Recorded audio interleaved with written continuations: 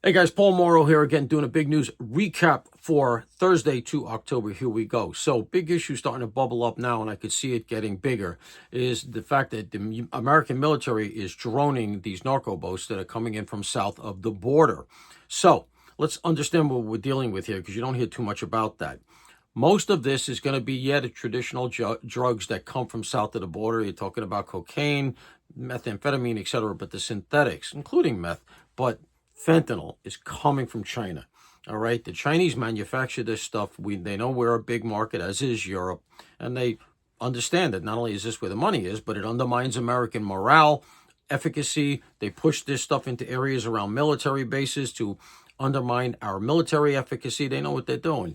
And that stuff comes in, it kills over 100,000 Americans a year. And those are not overdoses, they're poisonings, because they put this in other drugs, illegal drugs. And that's why you very often don't hear about the cases. But somebody thinks they're taking coke, there's too much fentanyl in it, because they use it to stretch the strength of the drug, and then they go down. So that's really a poisoning.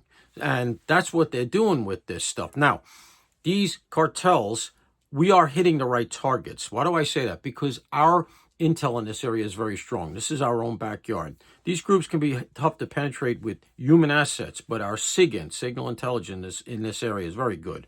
These cartels may think they can operate at the level of a nation state, but they can't match the American military and intelligence services combined. That enterprise is going to overwhelm them.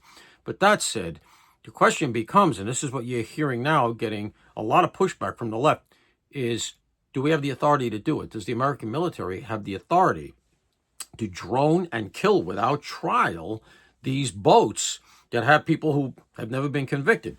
We go back to 9/11 for how this works. After 9/11, we couldn't declare war because we didn't really have a nation state to go at. Okay, Al-Qaeda was spread around the Middle East. So what did we do? We had, through Congress, an authorization of the use of military force relative to 9/11. And that's how we were able to use military assets against Al-Qaeda. It's short of a declaration of war because you're not dealing with a nation state. It's the same thing here. You're not dealing with a nation state. You're dealing with cartels that are not nation states. So just like we did there, that's still in effect, by the way, and that's the cover to use it against Islamist-related terrorism. But we need a new one. Donald Trump has the Congress. And look, some of the members on the right side, the Republican side, are weak. But what we need to push this through is a new AUMF. We got to get them on board, and we got to do this because that gets rid of the legal issue. An authorization of use of military force against something killing 100,000 Americans, more than Al-Qaeda ever did. Let's get going, Congress. Paul Morrow.